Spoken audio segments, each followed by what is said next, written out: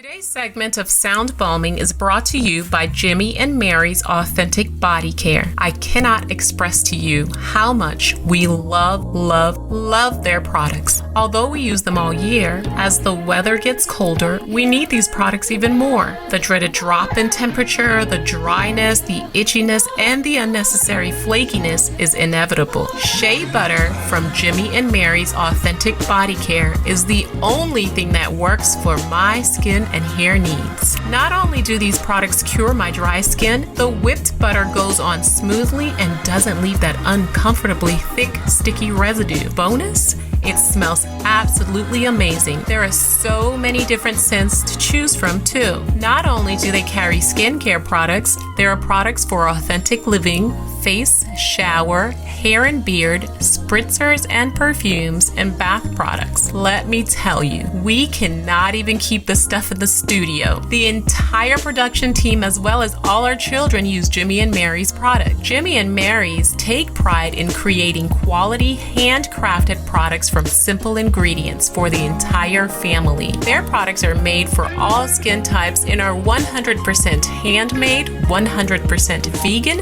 and 100% cruelty-free. Skincare is important. Moisture is key, and keeping our skin and hair hydrated is essential. I cannot emphasize how much we trust Jimmy and Mary's for all of our skincare needs. Hurry on up to jimmyandmarys.com and check out their products. Did I mention service is fast and efficient too? Don't forget to mention that you heard about Jimmy and Mary's Authentic Skincare on Sound Balming. Use the discount code SOUNDBALM20 to get 15% off. That's SOUNDBALM20 for 15% off at Jimmy and Mary's Authentic Skincare.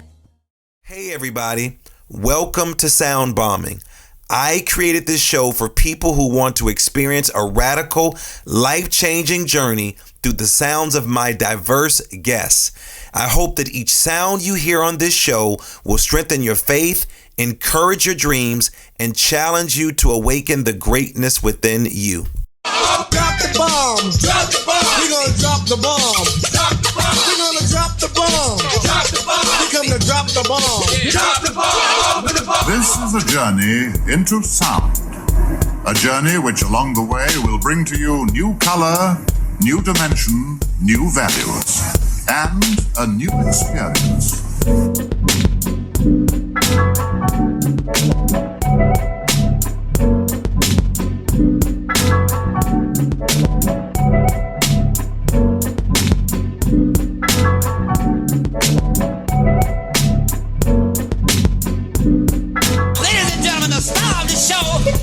Lamar Darnell Shields.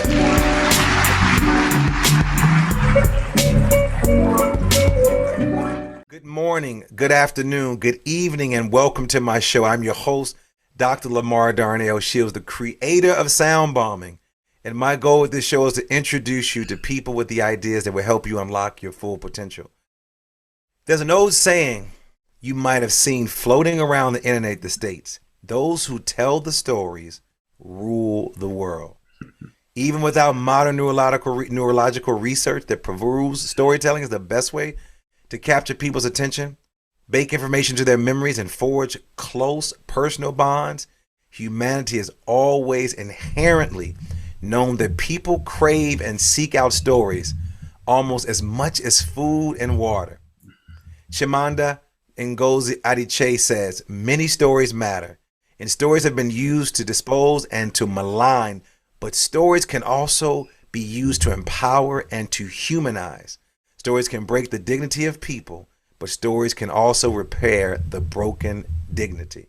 Well, my next guest said he's an open book and a vulnerable storyteller and stigma-destroying speaker, podcaster, and event host. His story of struggle is familiar with the millions of people around the world who also struggle with issues of mental health, substance misuse, and addiction. The survivor of 2 overdoses, an overdose and now long-term recovery. He founded Choose Your Struggle in 2015 with 2 distinct goals, ending a stigma and ensuring that those who struggle receive the help they deserve. A fervent believer in radical honesty and the simple fact that neither struggle nor recovery should be treated as a one-size-fits-all. In addition, he's making his conversation even more accessible when he launched this amazing podcast. And his podcast seeks to educate listeners on issues of mental health and substance abuse.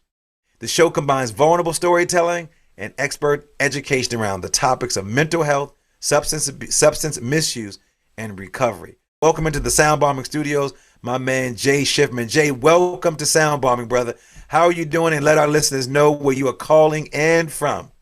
Well, it's an honor to be here. I really appreciate you having me. Thank you so much. I am Jay Shifman, and I'm coming here live from Philadelphia, PA. Philadelphia, the home of the Roots, Meek, that's right. Mill, Jill Scott, the home of music. We talk about the Motown sound. Philly has its own sound, man. Let our listeners know how you're doing. I always like to do a check-in because you know we're in a pandemic, right? So I like to do that check-in just to make sure my guests are doing okay. I mean, now that you're talking about the Roots, man, I'm feeling pretty good. I'm going to have to go put on Things Fall Apart as soon as this is over, you know. Well, you know, it's interesting. The Roots are now touring with, well, actually, let me back up. The Roots and Music Soul Child are touring together. It's actually the Roots tour, and I've seen both of them perform, and I heard That's this great. tour is amazing, man. So let's just get down to it. Since we talk about the Roots, Black Thought, Questlove, great storytellers, man. And Yes. I know one of the things that you do is you consistently talked about unpacking and sharing your story. First of all, before we get into your story, what is the importance of storytelling? Oh man, there's I think of it two ways. Number one, the education piece, right? We know, and you kind of touched on this when you were saying your introduction, but we know from neurological study that our brains learn better through story. I can tell you all the facts and figures, and those are important. I don't want to minimize that because they really hit these points home. But the way that our brains process information, we seek that story. And so I can teach you more by telling story, by illustrating through story than I can just by dropping facts and figures. But that kind of, that's secondary to the real importance of story, which is just flat out entertainment. We all love a good story. We love to be entertained. So what makes a good story? What makes a good story and or what makes good storytelling?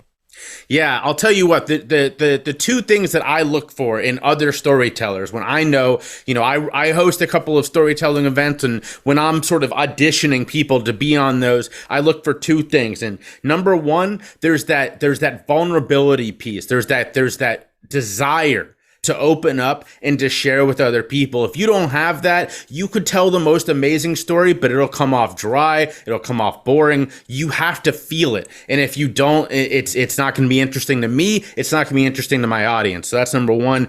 And then that number two is that excitement. You have to want this story to be told. If I could tell you the most amazing story, but if I'm just like, yeah, man, and then this thing happened and this thing happened, that's not fun for anybody. That's not even fun for me. You have to want it. You have to be in it. You have to be excited about that story. Well, it's interesting. You may know, and our listeners may not know, and even though when this show airs, we're already going to pass the date, but today, September 13th, 1996, one of the greatest storytellers around was killed in Las Vegas, Tupac Amaru Shakur. And Jay, what's interesting, last night I hosted here in Baltimore, I hosted a storytelling series. We do a storytelling series called The Shortcut Show. And man, Jay, I had two storytellers. I tell people they're sharing stories. Mouse, who actually was Tupac's right hand. They've been friends since they were 12 years old. Went to Roland Park Middle, then went to School of the Arts, and they performed all over. And then this woman named Deborah Taylor, Jay, she met Tupac when he was 13.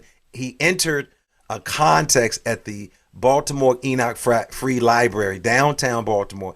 He was so poor, didn't have money to get to the contest. And so she picked this guy, Mouse, his name is Dana. They call him Dana, Mouse, and picked them up and drove them down. And when you talk about this woman telling the story, there's only two storytellers or two poets in the nation whose stories or whose scrolls or whose poetry is in the library in Baltimore City. And that is Edgar Allan Poe and Tupac Shakur. And so when you talk about the power of storytelling, the power of struggle, and you being a fan of music, because of course we're talking about the roots. How can we then use our narrative to understand ourselves, others, and the world? And then in what ways, and you can answer in any particular order, in what ways can stories be a burden to us? And then you're going to talk about your story shortly. Man, I'll tell you what, though, talking about Tupac, growing up, he was my favorite rapper. I got into hip hop through the Bone Thugs, and I was probably 12 years old when I first heard East 1999, which I still maintain is one of the best albums out there. But Tupac was right behind that. I mean, he was a great storyteller, and not only that, he had it all. He had the lyrics, he had the talent, but he was a great storyteller. Man, I did not know that anniversary, so thank you for that. To your question, I'll answer the second one first, because this is something I hear a lot. I actually teach telling your story, and I specifically teach it mostly to people in recovery like myself, because figuring out that narrative is so incredibly important in the act of forgiveness. For a long time, I carried around a lot of anger towards the therapist that misdiagnosed me, that led to my struggling with substance misuse and eventually addiction. And it was finally by conquering that narrative and revisiting the way that I thought of my own experience through story to help me release that anger. And so working with people in recovery, there is a lot of hurt, there's a lot of regret, there's a lot of anger. And when you can revisit that story and help that healing, and you can actually see it happen in somebody else, it's pretty wonderful to watch. And that's why I think that, again, these stories, sort of to your first question, can be so important in understanding ourselves, is that if we allow the way that somebody else tells our story to come to be synonymous with our own identity, it's never going to be authentic, number one, because nobody knows your experience like you do. Nobody knows your truth like you do. But number two, it's going to lead you to, number one, following a different path to what success looks like. Somebody who hasn't lived in my shoes, they can come up with what they think me healing is going to look like, and it's not going to be right. And so me following that path to success is only going to lead to failure. But number two, it's going to then internalize who we see ourselves as. And so if I'm following this other definition of what I should be or what success looks like for me, and I don't get there, it's going to weigh on me, and eventually I'm going to decide that I'm just a failure. No. It's that I'm letting somebody else decide what success looks like. I have to take that back for myself, and I can only do that by telling my own story. So in my introduction, I started out with a quote from Chimamanda Ngozi Adichie. Now, what's interesting about, before I get back to the quote, what's interesting about the three of us, all of us were TED speakers. You were a TED speaker, I was a TED speaker, and she was a TED speaker. And I don't know if you saw her TED Talk. It's called The Danger of a Single Story. She grew up in Nigeria, then she came to the United States, and she talked about these stories that we tell ourselves. And she also talked about the stories that other people tell themselves. What story were you sharing with yourself that then took you down this road to taking prescription pills? And then how did you then sort of shift that narrative? Well, I'll tell you what, number one, I've not heard her story, and I need to, sounds like, go back and listen to it, because it's a dope story, man. It sounds like it. And TED, as great as they are at what they are good at, one thing that they don't have a lot of representation of is people who have lived experience over learned experience. And so I was very honored to get that opportunity. And whenever I hear other people who have a similar opportunity, I'm very excited to see their speech. Now, to your question, I would actually say that the number one false narrative I was telling myself wasn't the misdiagnosis, and kind of very quickly, that was I was diagnosed with ADHD, which was real, also depression, anxiety, OCD, all of that's real. But unfortunately for me, my therapist, and I'm 12, 13, 14 years old at this time, saw all of this sort of teenage guy going through puberty on medication, also struggling with his mental health, all of that perfect storm wrapped up into one. And he gave that perfect storm a new name, which was bipolar disorder, and that was incorrect. And that's a mistake that cost me a lot. He put me on medication a couple years later. By my early 20s, I was completely struggling with substance misuse before eventually succumbing to full-blown addiction.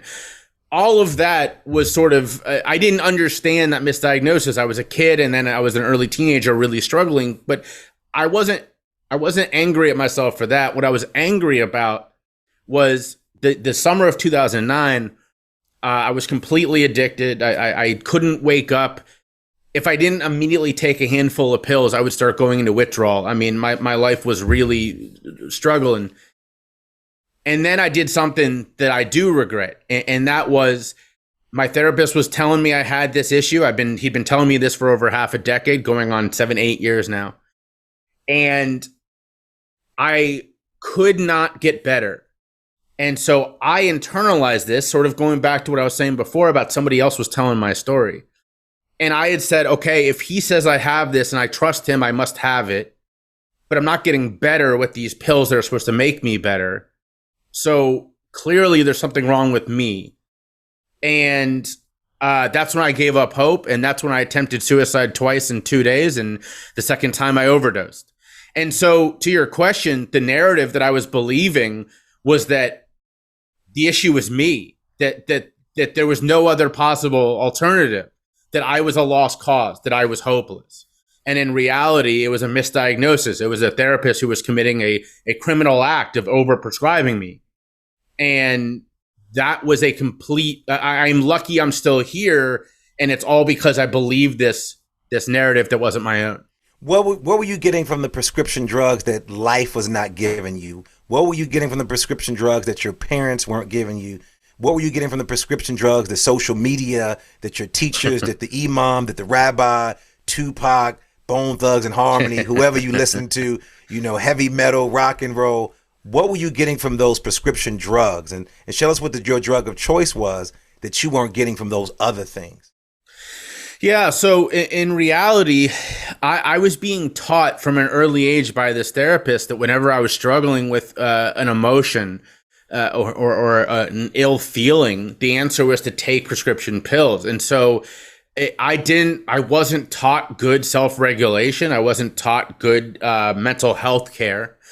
And when things started to spiral for me, which was early college, I had this sort of ill habit already in me of, well, I've been told I have this, issue of mental health, which I didn't have, but that gave me an excuse to say, okay, I can't control these emotions. I have to just take these pills. And so it was almost like it's not what it wasn't giving me. It was the opposite, was again, going back to this story. This was the story I was being told. And so I kept telling it to myself. And obviously that led me down a really negative direction. I was on over 5 different drugs every day. The one that was my ultimate crutch was Klonopin, which I was taking. If you've ever seen the show House, I was popping those by a handful multiple times a day, like peanut M&Ms, man. I mean, it was bad. But there were also a lot of other things mixed up in it. I mean, the drugs were just the symptom. They weren't the cause. So walk us through that feeling, because I want people that have never experienced some type of addiction to understand, what were you getting from that? Like, as you were popping those pills, walk us through what was going through your mind, the emotions that was coming, to the forefront, the things that are around you. Walk us through that experience as much as you can. Yeah. So to be very clear here, addiction is a medical term. It is we toss this word around a lot, but what we really mean most of the time is substance misuse, right? The kid binge drinking, that's misuse. He's not addicted. But I was addicted by the definition, which is mental and physical dependence on this thing. It doesn't have to be a drug, although most of the time it is. And so for me, what that meant was twofold. It meant, number one, like I was saying before, I physically could not survive without these drugs at that moment.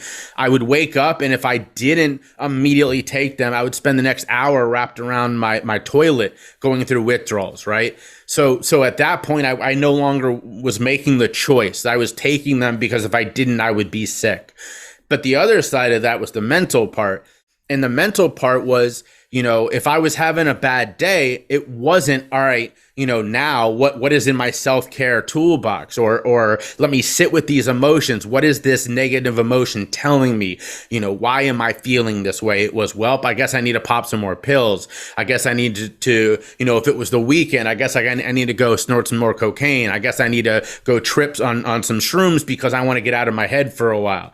So that was what was going on with me, was that the drugs were my first choice, my last choice, and everything in between. There wasn't any other options. I had not been taught good habits, and I didn't, because I had been given this diagnosis, I didn't think there was anything wrong with what I was doing because I was being told that this was the right move. Okay, you're struggling, take more pills.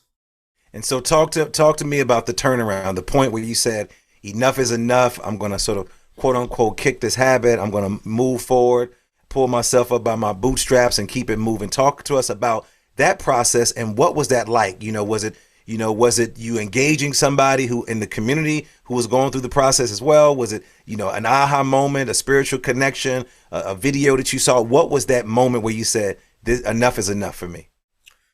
Well, as I mentioned before, I attempted suicide twice and I overdosed. And the night of my overdose set my life off in this other direction. That night, sort of starting with that night, I because we live in the United States, unfortunately, when someone called 911 because I was going into overdose, a cop showed up at my door. He put me in handcuffs, threw me against the side of his car, all that jazz.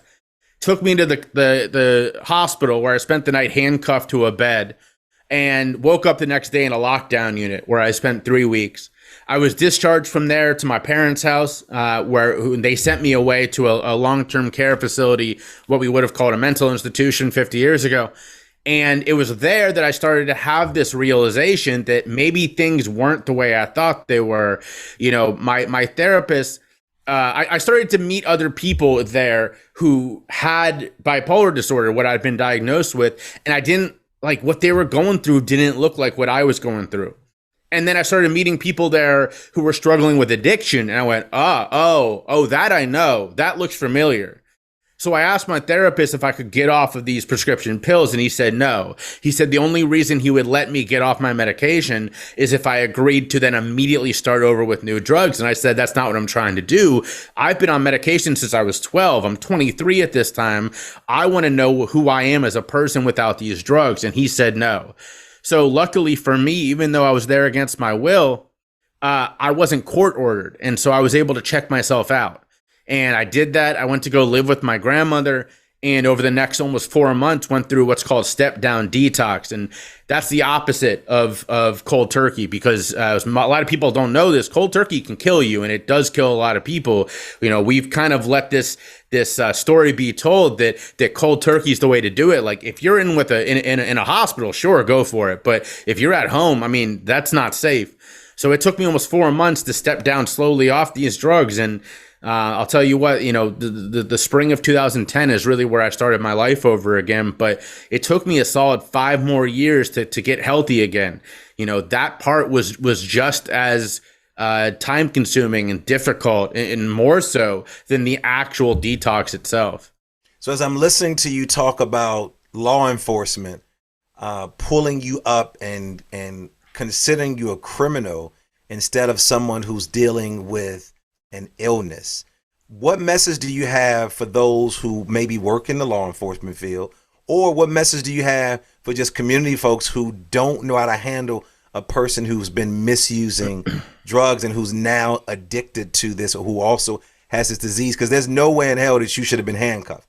And we're starting to see that not only with folks who are dealing with mental health patients, and there are some law enforcement folks who listen to the show. There's some districts, Jay, that are doing a great job dealing with mental health disorders, dealing with people that are addicted to some form of substance. But for me to hear you say that, man, I was locked up, went to jail, and you got a chance to see, this is what I have. I don't have what those other folks.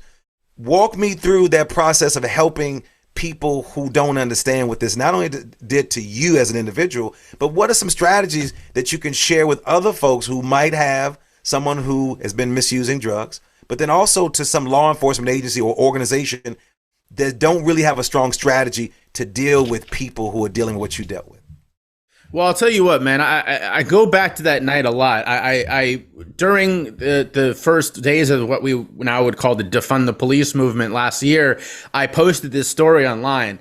And there were so many people who came out of the woodwork like, I'm so sorry you went through that. But there were a couple people that were like, I don't understand what you're mad about. Like, you're still alive today. And I was like, yeah, but why are those the alternatives, right? I mean, that policeman, I don't think he was intentionally trying to be mean about this situation. He had no idea what to do with me. Here I was in a medical emergency. He had no training, and they sent him, so it's unfair to him that he's there. And if I had died in the back of his car that night, that would have been on him. And I don't think he wanted that. So my kind of bigger call is like, why are we sending police in that moment anyways? He couldn't have helped me. He made that very clear by doing what he's taught to do, handcuffing me and roughing me up. So my bigger question is why do we see this as the only thing we can do instead of saying in that moment, sure, if you need to send a cop to feel safe, I get it, I'm fine. But then send somebody who actually understands, a medical professional. And to that cop, try to remember in that moment, I wasn't dangerous at all. I could barely get myself off a couch. He had to drag me out that door. So while he may have been annoyed that instead of out there catching bad guys, whatever it is he thought he should be doing with this night, he was, dragging my ass out the door. I get that, but also try to remember I'm still a human. I'm still a guy who is so badly in need of help that I am in overdose. I have intentionally put myself there. And even if I didn't, I'm not choosing to be in overdose, right? I am in such a bad state mentally that this was my alternative. This was where I was. So try to have some compassion and some empathy and remember that this is a human being that's struggling. So I like what you said. You said this officer probably didn't mean any ill will toward me, but he didn't have the skills to help me. But I know, Jay, you do. So talk to my listeners about how you are helping others kick the habit, and then share with us the choose your struggle. What does that actually mean?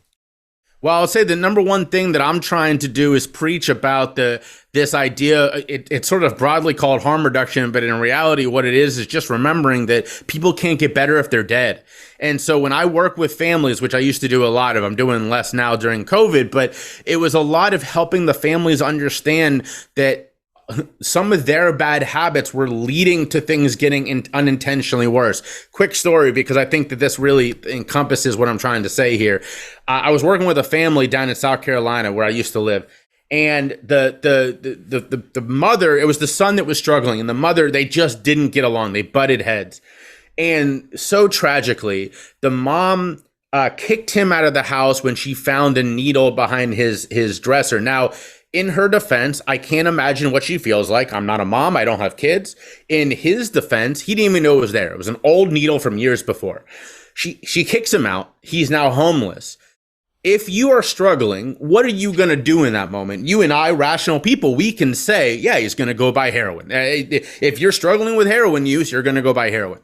He does this and he overdoses. Now, luckily, he was brought back and everything was fine, but the mom could not conceptualize how she was at fault here.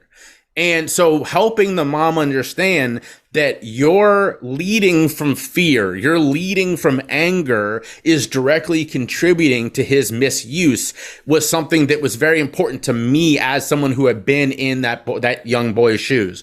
So that is sort of a bigger issue here of I can't even imagine what that mom was feeling like, but having the mindfulness, having the self-awareness to step back and say, am I helping or am I hurting?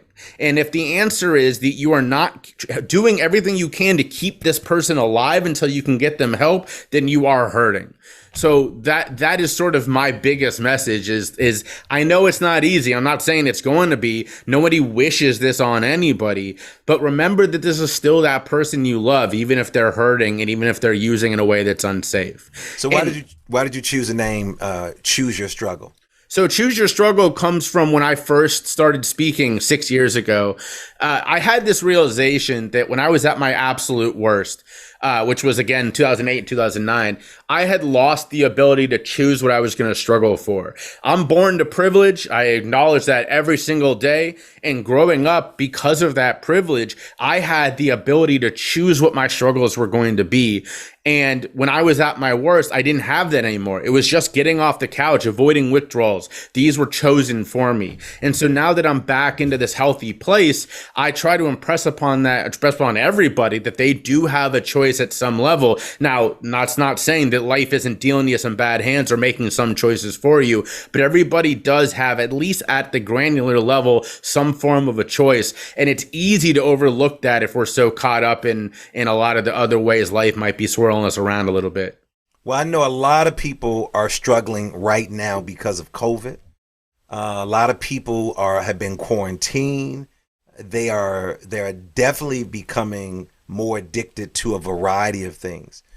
So what message do you have for that individual who is stuck at home or stuck somewhere, and he or she is going into their mind and thinking that I'm not enough, thinking that woe is me, thinking that life has dealt me a bad hand? What could you say to them that will hopefully shift their thinking? Look, we're all feeling a certain way over the last year and a half. I mean, this has been something none of us could have planned for, and none of us are going to ever forget. And it would be really easy to say we're all in this together, but we're being shown that's not the case. I would say that the number one thing I always say when I'm interviewed and whenever I talk on any sort of thing is that a reminder that there are people out there who love you. There are people out there who want to hear from you, even if you don't feel it in that moment. And trust me, as you've now heard me say, I was there where I thought there was nobody that even wanted me around, and I was completely wrong. I will say this though, if you truly feel that way, that there's nobody that wants to listen, reach out. I say that every time because those of us who do this work have a saying, and that is we'd rather spend 2 hours listening to you today than 2 hours at your funeral tomorrow. So please reach out and know that we are at some granular level, again, to use that term, we are all going through this. And so if you just need someone to give you a little bit of affirmative, like, yep, it sucks, we're all hurting, I'll be there to listen and tell you that we'll find a way through this together. So you said we all are going through quite a bit, and I want to go back to something that you said. I come from privilege. I know I come from a strong family with a lot of privilege. How does a kid, then young man, then older man, go from having everything that he could want, then decide that he wants to be more, he wants more, or I'm not getting enough, and then you go down this path? How does that actually happen to someone? Well, I'll tell you what, man, we don't know all of the variables that contribute towards addiction. We know a lot of them. We know your environment's a big piece of it. We know your genetics are a big piece of it. And there's a 5 or 6 variables that we are aware of, but we don't even know to what extent. And so I think it would be really easy for me to say, I just wanted more out of life, or I wasn't happy, and like those things were true.